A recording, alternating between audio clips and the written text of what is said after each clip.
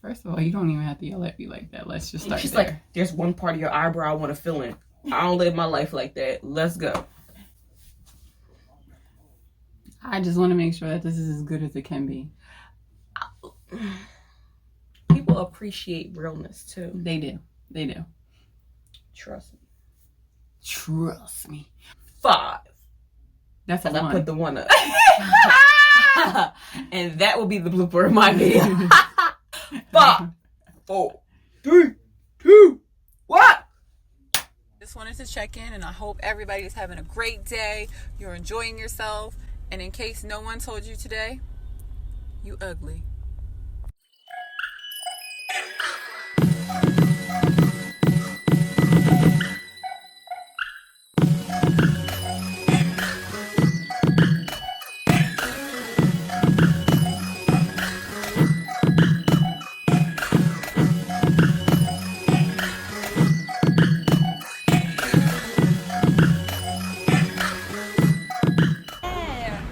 Yes. Yeah. Hi guys, welcome back. Hey, I have a special guest today. This is my sister, Zipporah. I'm never the guest. Hey, I'm the guest. I'm the guest. For a while, I've had an idea to film a video about colorism. And I also wanted to film a video with my sister where I was talking about growing up with a brown-skinned sister and her growing up with a light-skinned sister. And now, due to COVID-19, coronavirus, I am home. I've been here for a month, and I said, it is time for some productivity. It's so we are in my sister's studio. As you can see, this is not my normal background, but this is her wonderful background. Thank you for that. It's a work in progress, y'all. I don't feel like it. But we're here. We're in the jungle. We're feeling cheetah. Okay? Okay. I felt like if there was anybody who could share their experience that was different than mine, but also similar. Right. And you can see the juxtaposition between sisters growing up in the same house, having the same parents, but you know, we have going to the same school too. Going to the same school. Same exact school. Okay. And even running in the same circles, you know, we get to see the experiences that both of us have had and how they may be different and how they may be the same. And I knew that there would be no other person who would be more honest than my sister, because that is that is who she is. So yeah, without further ado, let's get started. I'm going to start from like the beginning, right? So Zipporah and I, as I said, we have the same mom and dad, okay? Well, insert a picture. Okay. And, you know, growing up, my dad is a brown man. My mom is a light-skinned woman. You know, my sister is brown, and then my brother is another brown. You know, so we're all different colors. Well, insert a picture. And then even with my mom's side of the family, my mom is one of 7. And everyone is a different shade. There is no shade that is consistent within their family. So we grew up seeing different colors. My dad's side of the family is a little different. Everyone is pretty much, for the most part, brown. They're all brown. Yeah, everyone's pretty much brown.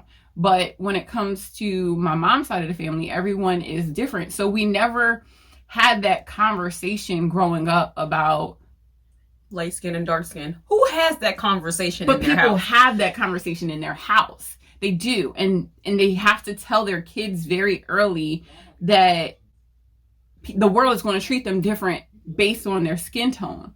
But do you remember having that conversation? We never had that talk. No. Mom never told us that. No. And I mean, they talk to us about being black. About how you're going to, like, society will treat you different from being black, but it was never like you're light skinned and you're brown and people are going to treat you differently because of that. No one said you gotta protect your sister because she's brown or protect your sister because she's light. No one said that. No one said that. It was just always, that's your sister. Protect your sister. That's it. So for me, I was always kind of like, okay, like it just is what it is, you know, like just like I see families that everybody's the same color, like everybody's a shade of brown, everybody's light skinned. I never thought about it because we're so many colors. It is. I always thought about it. Did you? Yes. When I see completely inclusive brown families or completely inclusive light families, I would just look at them like, I never thought I was odd because I had daddy. I never felt like I didn't belong. People used to tell me, though, are you adopted? Because my mom would drop me off at school or they would see my sister, and we always have to say, same mom, same dad. Like, people don't believe us until they hang around us, and they're like, they're all the same. But, like, I have friends like Stephanie and Alice and all them. They're all brown. Yeah, but I never thought about it. I used to, like, think that's only an African thing. Like, only African people are all one color in the house. Or only Jamaican people. Like, American people aren't all one color. That's what I thought. I didn't think we were weird. I just knew that we were different. Yeah, but there are brown families who are black who have all brown people in their house. And if they're brown, they could be different shades of brown, but they're brown. Do you remember the moment that colors, like you started recognizing colors within our household? Like, do you remember where that was brought? Yes. What was it? What was Mommy calling me chocolate when I acted up. You said chocolate. I'll be like, that's because I'm dark. She calling me chocolate. You know what I'm saying? And I never hated being dark until I got older in Florence. In my house, I never thought that being dark was a problem, but my dad is dark and he's mean, you know? So my dad is brown and mean. So when I'm being mean, my mom would say I'm being so chocolate. And being so chocolate to me meant, okay, I'm acting real ghetto, I'm acting real black, I'm acting real stereotypical, I need to calm down. And she will always say that to me. She would never say you acting real light skinned. That's true. Only I got you real chocolate. That's true.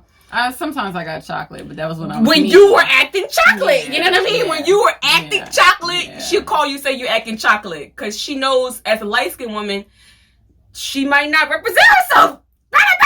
Because light-skinned girls don't act like that unless they're trying to overcompensate. I feel like light-skinned girls who are they look like ghetto than black girls, because it's like, why are you doing that? You know, it's like you shouldn't even be acting like that. So light-skinned girls, you usually don't get a ghetto light-skinned girl. You usually get a brown girl who's aggressive, because it is hard being brown. It is hard being brown. Not because of your family, but because of the outside world. When you're brown and loud, that's what's hard. When you're brown and quiet, it's not that hard. Right. When you're like, African people are very quiet and subtle. They're respectful. No offense to us Americans, but we loud. We go at it. We say what we want. You know what I'm saying? So when they expect you to be docile like an African, and when you're not, and you're loud and check you automatically put in the hood and you're ghetto, like all the ghetto people. And that's cool with me. I've always been put in that box because I'm loud, as you can see. But I learned how to act. But the thing is, too, like, you and I have very similar personalities. Yes. You know, like, I'm loud, y'all. Like, I'm loud. And, like, I think people miss that. I mean, I can be quiet at times. That's usually when I'm trying to fill out a room. But, like, for the most part, if you talk to me, I'm loud, you know? But I feel like people... They don't expect that. No, they don't. People love when they see Desiree's personality. They're like, what? Because I know you had it in you. That's always the thing. They're always like, they don't think she a real black woman. Like, she don't got swag underneath all that. Like, I think most people, when they see me... Oh, we sipping on wine. Can we admit that right now? Okay, here we go.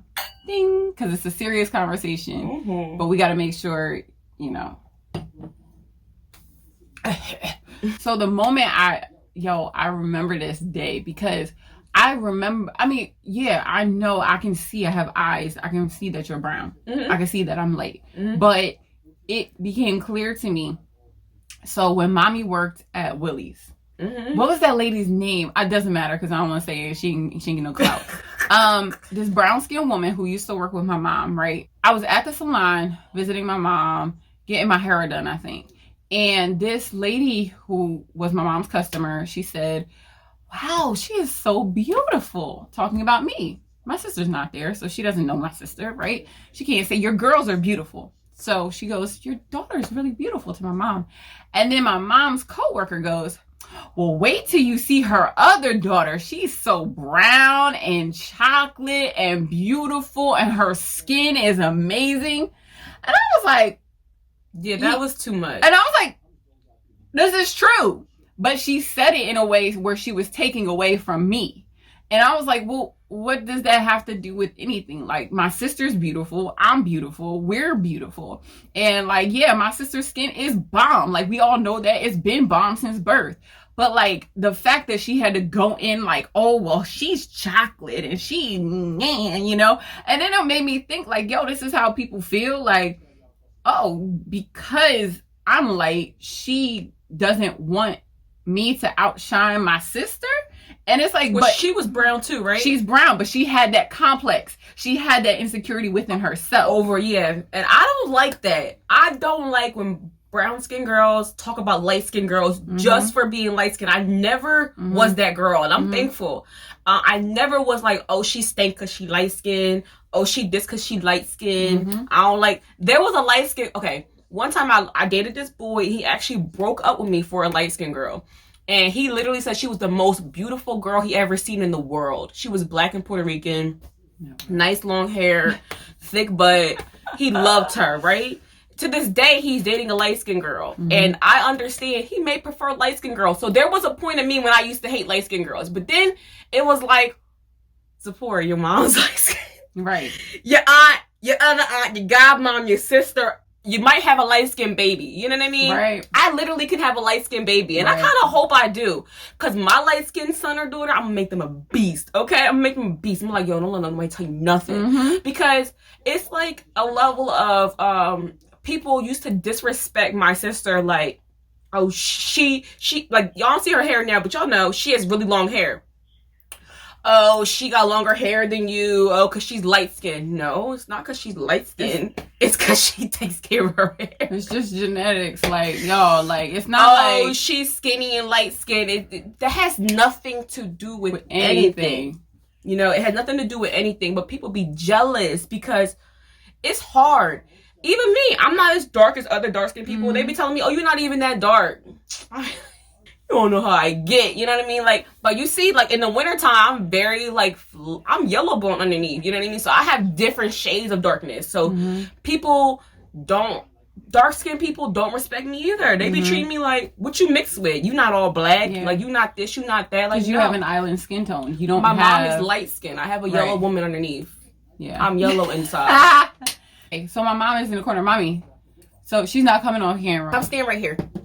They can't see you. She don't believe us. So why do you feel like you never had the conversation with us about the fact that we're two different colors? Because I like dark-skinned men. So do we? So basically, she's gonna have a brown baby regardless. I wanted a brown baby. I was proud of my babies. I was proud of my light-skinned baby, and I was proud of my dark-skinned baby. That is one thing. Light-skinned women be proud to produce dark babies. Because people probably hated on you. Sorry, Mom. But people probably did hate on you having kids. That's your baby. Oh, that's your baby. And they give you more credit. Like, you're a black woman. Like, no, I've been black. Light-skinned baby or dark-skinned baby. But okay, sorry. I didn't mean to cut you off. I want some train of thought. Yeah. You like dark men. Yeah, I like color. I like the flavor. I think that's a lot of flavor when you're dark skinned. I think it's a lot of flavor when you're light skinned. Yeah. I don't see the difference. Right. Except I was attracted to dark skinned men myself. You never dated a light man? I don't think so. No. No, they was always darker than you. Yeah, and my mom has 2 darker siblings out of 7, right? Yeah. And my father was dark skinned. And uncle, yeah, both our grandparents were dark skinned, had all these light babies. That was crazy. That lets you know black blood is just so powerful. You know what I mean? It can make any color at once. Right. I hope personally, like I used to always say I want a chocolate baby real bad, but I kind of want a light baby so I can prove to people that we magical. You know what I'm saying? Like, that's my child. You know what I mean? I made that. Regardless of what you think, I can make that too. Yeah. Both, what how you say it? You get one of both best worlds. Of both worlds. Yeah, best of both worlds. Yeah. Right. Yeah.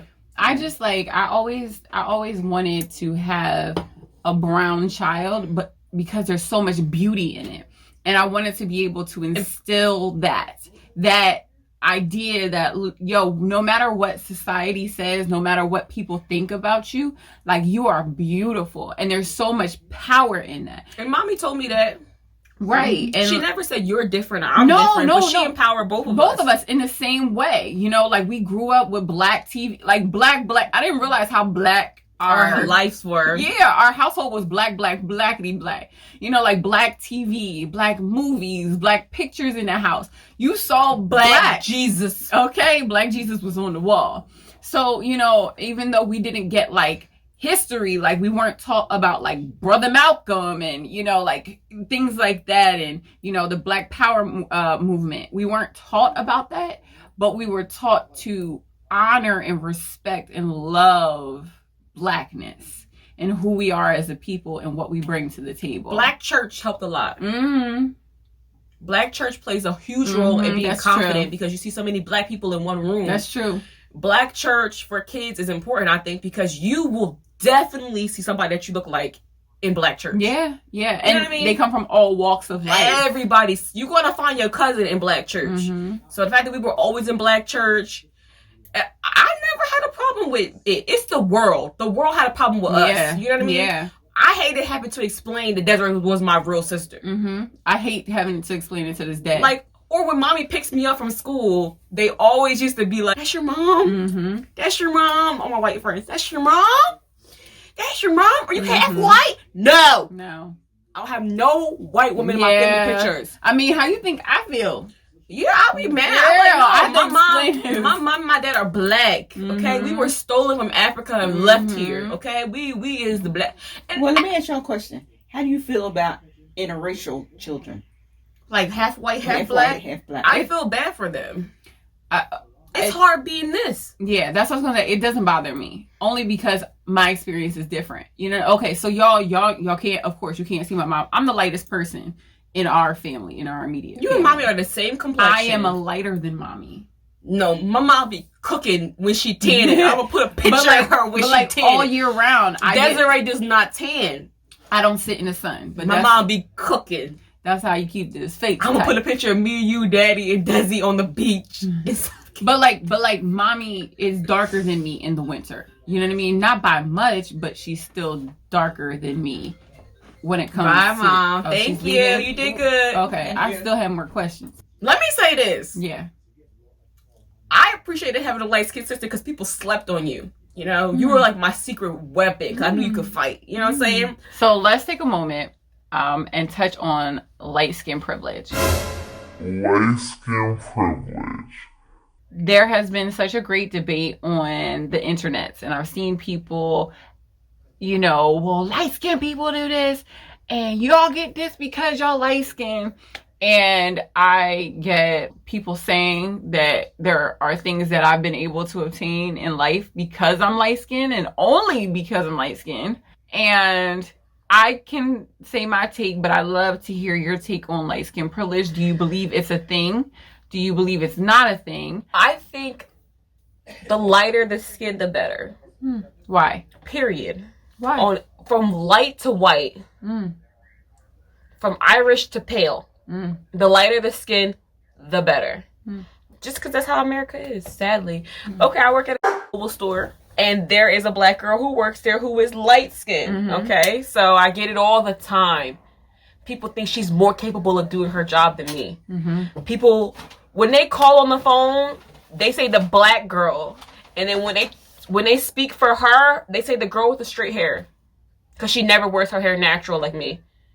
Or I'm the black girl with the dreads, and she's just the light-skinned girl. She's never the black girl. She's never the black girl. And I hate that. And I'm like, yo, I will kill a customer up in this. I will kill a customer.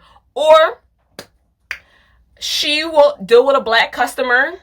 They'll be giving me attitude, giving me lip, get smart with me. She step in. They shut up. They think she the manager. Wow. And she's less capable. I am better at the job than she is. Because I have more experience. I've been working for the company longer than her.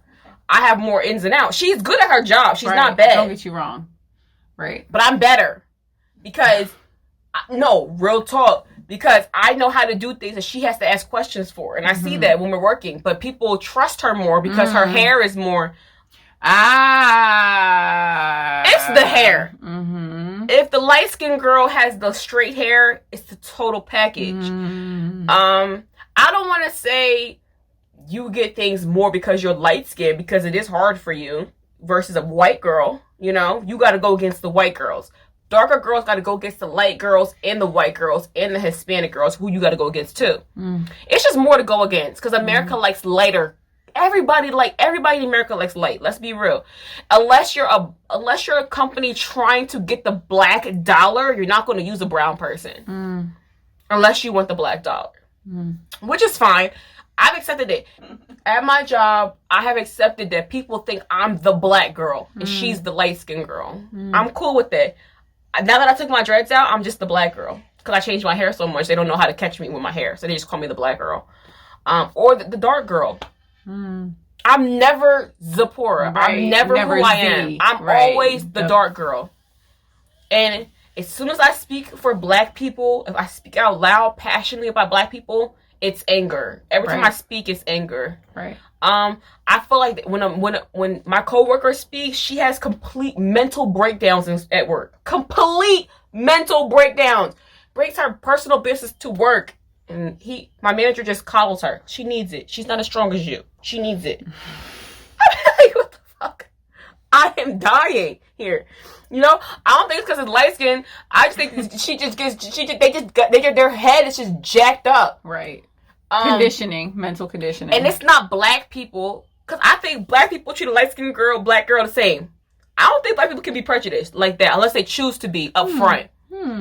I believe it's all the other races who don't know black people. Because the black race is the most ununderstood race of the world. No one understands us. Right. No one knows a Bible to our culture. No one knows how we get down unless you're us. And then we're all different. We don't have a uniform lifestyle. You know what I'm saying? So it's just like, I don't know what to expect from a brown girl. Oof. I don't think light-skinned people get put in positions where we want to show you off more. You know, but it used to be like that, like in Aruba.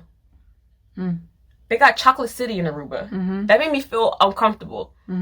All the dark people were so nice to us in Aruba. The light people didn't talk to us. They looked at us like we were some black Americans. They didn't want to talk to us because we were black. You know? In Aruba, it blew my mind that the dark people have to live in a park called Chocolate City because that's where they feel most comfortable. He said it. That's where everybody treats us nice. In Chocolate City. They call it Chocolate City. And it's like, I wish I could go there. I wanted to go to Chocolate City so I could just see what it looked like. You know what I'm saying? Well, we going back.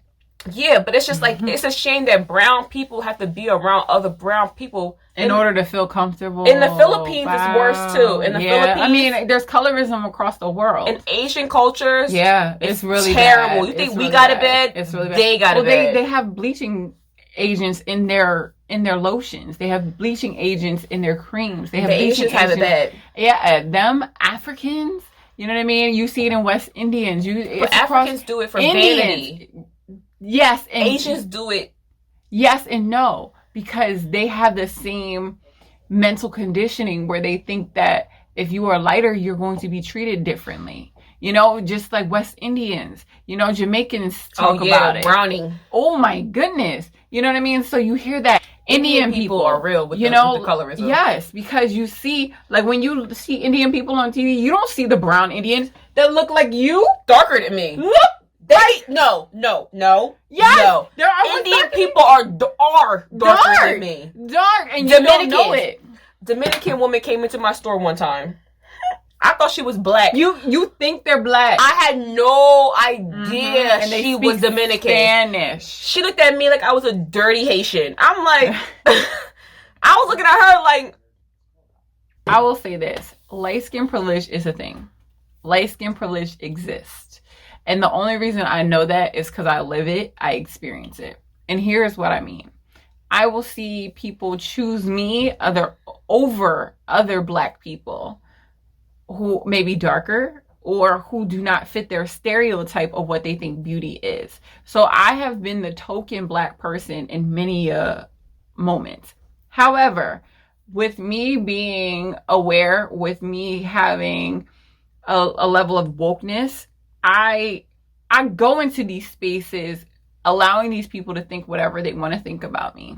Cool. You think that I am soft, you think I'm like you, or you think I'm non-threatening, that's fine. But what they don't realize is that what I'm going to do when I get into these spaces is open the door for more people to come in that you don't see, that you may not recognize in that way. We always need that token black woman exactly in the building. And I recognize, even, you know, like with modeling, with acting, I know that sometimes they're just like, we need a black person, and they'll shoot for a light-skinned person. That's real.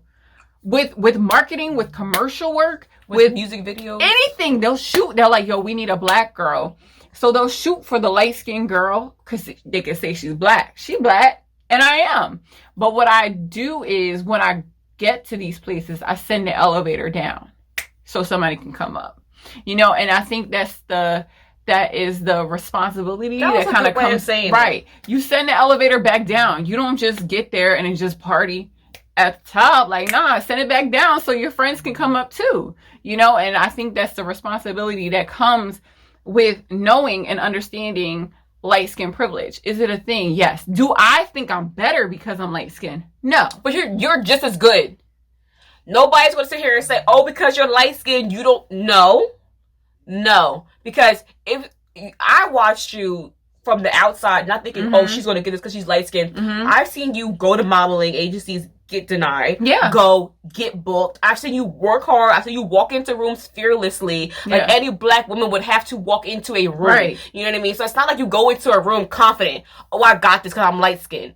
It's a persona. No, I don't. But there are light skinned women that do. Yes. There are light skinned women that do. You're not like this. And that's why I get offended when people treat you or put you, not you, but just, you know. In general, light skinned women. I don't like when people treat light skinned women like that, because you don't know her mind. You don't know her heart. You don't know what she's going through. You know what I mean? Like, just for real, like, people used to have to try you because you're light skinned. Don't know if you saw. Like, no. I mean, she shouldn't have to prove herself. I've experienced that many a times in LA. Like, in the last couple of weeks of me being in there, I had to get buck with a couple people, and I'm like, cool. Like, y'all don't know I'm not who you think I am, and cool. I'm gonna let you know you thought I was a punk, and now you get checked, and you're not gonna say anything. I've had to check a couple people, and they just, when I say something, but that's okay. But I think there's just a responsibility, and there's a mindfulness that comes with it. Facts. Being the lightest person in the family, like, you know, people always ask me, are you sure they're your family? Like, straight up. They always say I was adopted too. Yeah, they always say I was adopted. But then they would see you and Adrian, and they see me. Yeah. And they be like, yeah, because Adrian is darker. And one of these things are not like the other. You know? Once again, mommy had a dark skin husband. She liked the chocolate. Chocolate chaser. Okay, so let's talk. Do you feel like people treated us differently growing up based on our skin color? I got treated differently because I was a pretty brown skin girl. Explain. Because the symmetry of my face wasn't all jacked up, I guess.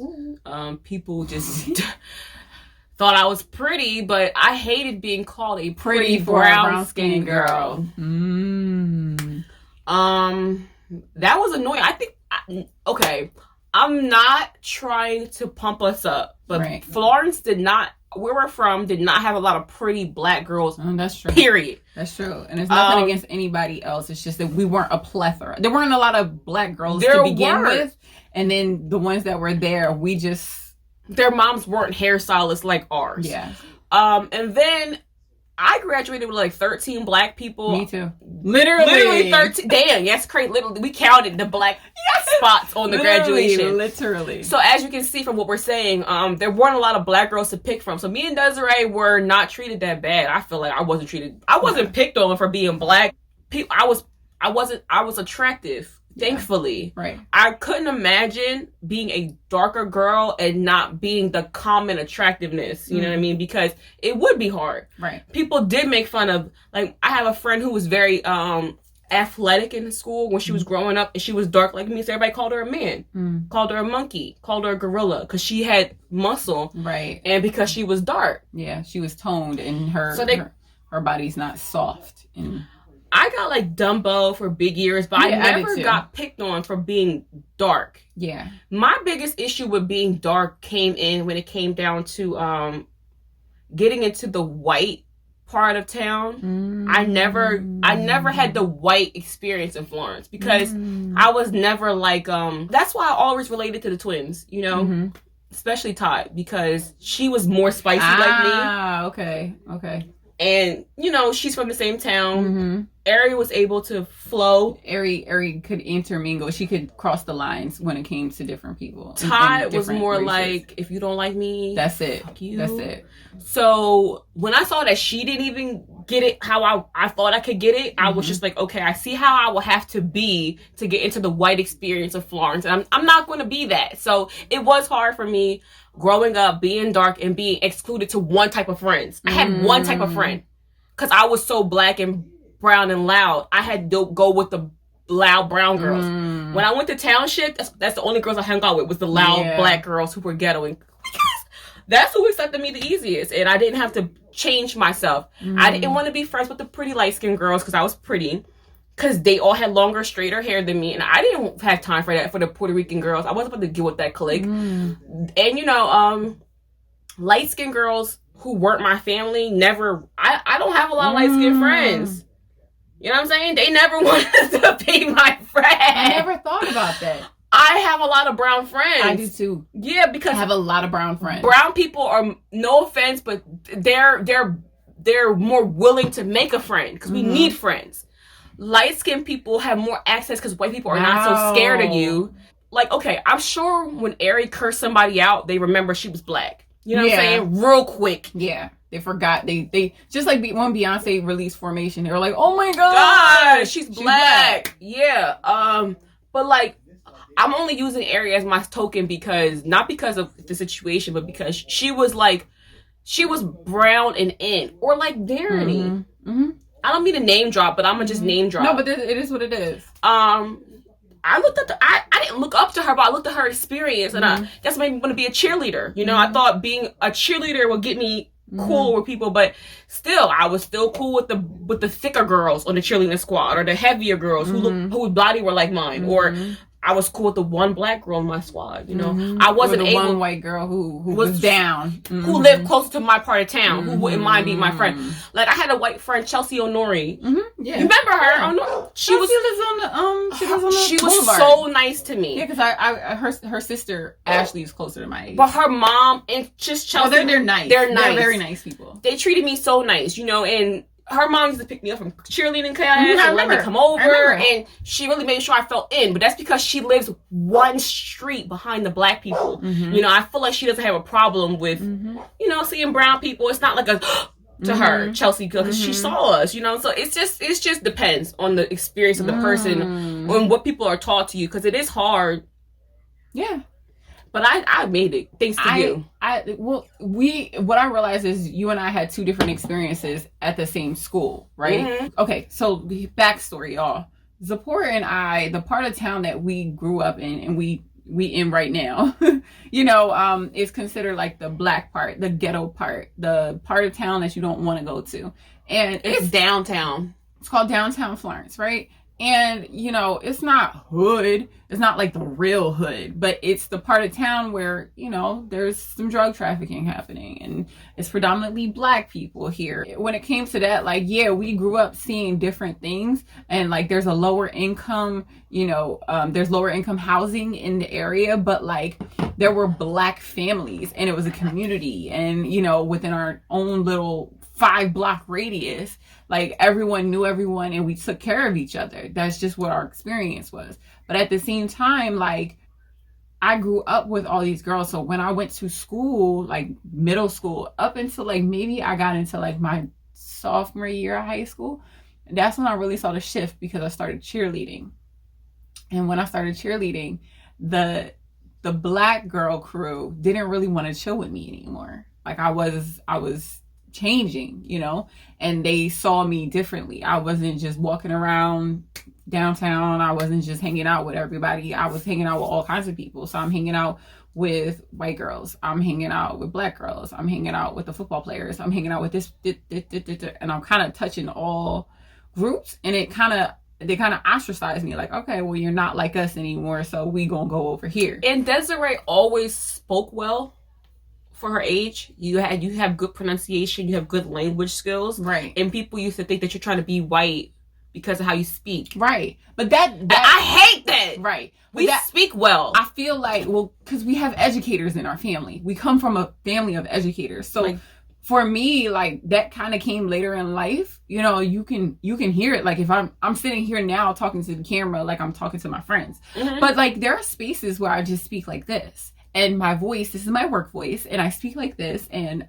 because I want people to hear me. I want them to not be distracted by the tone of my voice, and I need them to know what I'm saying. I'm pronunciating, and I'm making sure that they can hear it. There's diction within my speech. But when I'm speaking to my family and I'm speaking to my friends, I'm talking like this, you know? So I realized there was a point where when I started putting my education first, when I started wanting more for myself, my Black friends that I had since I was a kid started to kind of shun me. Like, they were kind of like, nah, that's not what we want. And that's not to say they didn't believe in education. It's not to say that they didn't want that, but it was just different. And nobody likes different. Especially, in our community. And where we come from, everybody kind of does the same thing. So I started to see that. And that was frustrating because it made me feel like light-skinned people always say, and people laugh, it's like, yo, I was too Black for white people. I was too white for Black people. So I kind of just was in the middle. And I got in where I fit in. It's really crazy. That's why I feel bad for like biracial people. Mm-hmm, me too. The controversy is even more. I experience it. Because they treat you like you're biracial. And I'm not. Especially now that my hair is natural. You know, I really get it. Now that my hair is natural and they see curls, they're like, oh, okay, well, which one of your parents is white? And I'm like, neither. And they're like, oh, well, which one of their parents is white? Neither. It's like, I used to do caregiving. He's a white man. He has no Black friends. So I love interacting with white people who have no Black friends because it's just funny to me how ignorant they are. So he said to me, there is absolutely no way there's not a white person like directly in our family that I should know. Mm-mm. He believed that mommy was half white. There's no possible way her complexion could be that light without a white parent. No. There's no possible way that me and you are related because of how light you are. Mm-hmm. I had to explain to this man over and over and over again that melanin is just magical. Mm-hmm. It's literally magical. Mm-hmm. The level of melanin that you get is just different, but people don't understand that. And it's just like terrible how people really believe, oh, she gotta have somebody white. Like, yeah, we have, every Black person has some white in them down the line through slavery, but it's not like we're going to claim that and talk about that. No, that's not my family. Right. We know that slavery exists. My grandmother's maiden name is O'Neill. Our name is Rutledge. It's on the Constitution. You know what I mean? Like, so John Rutledge is on the Constitution. Yes. There was this one time that you came home and you told me that one of your friends from school told me that his grandfather hated Black people. And not only did he hate Black people, he would have hated me more because I'm light-skinned and it looked like I was mixed with white blood. So he would have hated me more. And you don't even remember that. I will never forget I had a lot of racist situations with friends, though. Mm-hmm. My one friend who was Italian, I went to her house just to go pick up something that she needed to go get. And we were like in like junior year because we were driving in her car. So junior, senior year of high school. No, it was senior year because I didn't come back to Florence till senior year. She said that I had to go hide in her garage. She literally hid me in her garage because her parents came home. I will never forget this. Her parents came home. She hid me in her garage and she didn't know if her grandmother was with her parents and she didn't want her grandmother to see me in her house. Because I'm her Black friend. And she never had a problem letting me know I was her Black friend. And I hate that. I hate being somebody's Black friend. I won't be your friend. I'm your Black friend. If you can't respect me for being Black and you're a person, I'm human before anything else. Before the color of my skin, I am human. But that literally happened to me in 2010. Like, wow. Lady said I hid in her garage. I hid because she was my ride there. I wasn't woke. I didn't know better. Yeah. I wasn't who I am as a Black woman today. I still wore my hair straight because I felt beautiful only that way. You know what I'm saying? So it was like, I didn't know better. I thought, oh my God, I don't want her to know I'm black either. Let me go hide. Wow. You know what I'm saying? Wow. And I still was her friend after that. Wow. And, you know, I don't hate her now. I still would speak to her on the street, but I'm just too woke for that nonsense. Right. Okay. So you touched on this a little bit earlier. Do you feel like you find yourself being the voice for light-skinned people? Yes. I advocate for all light-skinned people. I don't like nobody talking bad. Because, okay, you never gave me, I think I'm better because I'm light-skinned vibes. So I truly never really experienced that till high school with mixed girls with the straight, fine hair. Okay. Them the girls who do that. Okay. No offense. Yeah, okay. I'm a little angry because they used to pick on me. But them the girls who think that they too good for you. Or the girls who just always had a straight weave done all the time. Because, you know, we didn't have that. Or a good weave back in the day. You know? Like, those are the girls who thought they were better than you. And I found myself not liking them. But I never had a light skin complex. Right. It wasn't because they were light skinned. It's because of how they were. Character. Because I know how light skinned women are. You know, and I know how my sister is and how her friends are, how my aunts are. And I never heard, out of all my aunts, out of you, I've never heard y'all bash on black girls, dark skinned girls. I never heard y'all call her black crispy critters. None of that craziness stuff that dark skinned people call other dark skinned people. You know what I mean? I've seen brown people get on other darker brown people though. I don't like that either. Like, okay, I don't know if you know, anyway, she has a very, very dark skinned friend. Like, is beautiful as charcoal. Like, she's dark. It's the darkest to get purple.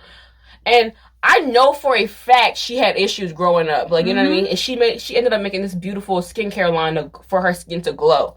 Which shows that she took a moment to improve on loving her skin, you know? And embrace who she is. Yes, but as a younger child, I used to somewhat be thankful that I wasn't that dark. Because you know the struggle. Even though you may not recognize it, you know the struggle that comes along with that skin tone. And I never denied it. I never act like it wasn't real. Because I'm not dark, but I can be. Remember when I went to that vacation?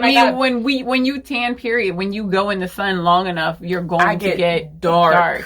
Me too. Like, people, like, my driver's license when I was 19 was dark. It was dark. And people were like, well, why don't you look like this anymore? I'm like, I was in the summer. I was working at summer camp. And the more outside I am, the more I tan. That's just how we are genetically. And I don't tan that much anymore because I know the sun is not good for you. And I'm not outside that much anymore.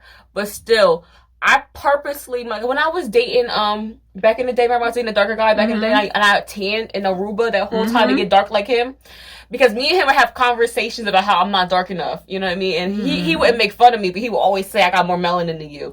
So I wanted to show him I'm melanated. Like, I gotta show you I can get dark, you know? Because I always have to prove to darker people that I can be as dark as they are. Right. There's because always look at my skin compared to her. It's not that off. You know what I mean? It's not that bad. Right. You know, my chest, because this gets the least amount of light. Compared to her chest, we're like 3 shades up, 4 shades up. But like, someone could be darker than me. You know what I mean? Or like, darker guys would date me and say I'm a different type of brown. Or like African guys would fetish over my skin. Fetishize. Yeah. You got this brown skin I ain't never seen before. And it's like, yeah, because my mom is light and my dad is dark. And a light-skinned woman and a dark-skinned man make a certain brown baby. And daddy's skin tone was different anyway. Red undertone, yeah. Daddy wasn't purple undertone. He was red. So, but I think that's because there was like Native American on that side of the family. So I am thankful for my color, though. It gives me the opportunity to have a conversation. You know, I like to tell people, you know, I'm not pretty for a brown skinned girl. I'm black, you know, and I like to show light skinned people the different levels of how my family looks so that they feel more related to me. Yeah. And I feel like I have the same experience on a different end. Like I spend a lot of my time trying to prove to people that I'm black.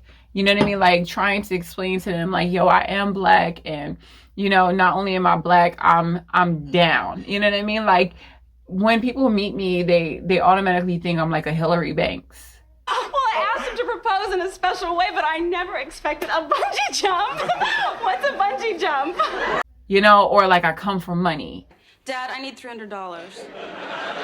That's a lot of money, Hillary. What for? I need a new hat. And it's just the way I speak that makes people initially think that I'm the Amber of the group. You know, the black girl who's safe and, you know, grew up around, you know, white people. And I did. I grew up around white people, but at the same time, I grew up on the black side of town, so I have a different experience. We went to church in Camden. In Camden, New Jersey. Oh, Malton Pike, okay? You know? We went to the Panzerotti shop without our moms walking with us in the corner store down the street. Yeah. You can go into any black hood comfortably. Like, I do. When I lived in Queens, you know what I mean? I will go into the store like I knew how to navigate the bodega because I did that in Camden, you know, and I grew up in that. But people, they see me, they don't think that. They just think like, yo, she's privileged, she's experienced this kind of life. And I'm like, I'm not that. Or I experienced the flip side where, you know, I'll put my work voice on because that's what I know how to do. You know what I mean? And I go in there, I get my job, I interview well because that's what I do. And then I give them Desiree because you hired me. Now you got to deal with me. And that's what I learned from you. Mm-hmm. It took me a while to stop going against the grain. Mm-hmm. And it took me a while to fall in line with how to be professional. Yeah. And it's not about being white. It's about being professional, you know? And I changed how I spoke because I understood because I'm brown, people might be scared of me, you know? So let me come correct. You know, I wasn't going to go, oh, you're going to get what you're going to get. No, I ain't doing that no more. Now I'm like, I want to get the job. I want to speak nicely. I want to articulate what I have to say. And I want you to respect me when I speak. I don't want to have to explain myself over and over and over again. But I will. Yeah. So Zip. We have finished the conversation. All in all, does colorism exist? Yes. Is there anything that we can do to combat colorism? I think the best way to combat colorism is to stick up for your colored sister. I've told a lot of people about you through me. And I feel like you taught a lot of people about me through you. Yes, you know, absolutely. You taught people not Every to be scared of me. You know, Yeah. She's not that bad. I mean, not that you're not that bad, but like, I just think that people see each other in a box, right? We especially as Americans, I can't speak for any other culture because I don't have that. But as Americans, we like to box each other in. It's like, oh, you do this, you do that, you do this, you do that. And it's the box we put you in. But we forget that people are multifaceted. And when it comes to you, you are more than what meets the eye. Yes. You know, so, and I was just literally talking to Bianca about this. And I was like, you know, the thing that is difficult is that when it comes to me, when it comes to you, there are a lot of talents that we both possess that very many people don't get to experience. It's not that we don't have the talents, it's that we don't showcase them all the time. So there are many people who are missing the fact that we possess all these qualities. And I just want, here goes Moses. I just want this big behind dog. He is not a baby. Yes, he is. No. It's not that you don't possess the qualities. It's just that they don't have the ability to see it. You know, not everyone is. I have to be willing to show it. Right. That, and then the fact that some people don't have the eye for it. And you have to accept that. Some people just don't have the eye for it. I think people should be willing to have the conversation in order to change it. Right. I completely agree. Do you think that people are able to overcome colorism? No. But no, I think that colorism can be combated. It takes having the confidence to say it's real. Right. And the courage to say that you can fix it. Right. Okay. All right. Thank you all for tuning in. Thank you for taking the time to watch this video. Please like, subscribe, comment, let us know what you think. Be Thanks, sure guys. to follow Zipporah at Newbies, well, it's Zipporah's Lifestyle on YouTube now. But and Instagram. Zipporah Fit. Okay, Twitter. Zipporah Fit. I made a universal now. Yes, let's go. Everything is Zipporah Fit except for Zipporah's Lifestyle on YouTube. All right. Well, thank you for tuning in, and we will see you next time. Bye.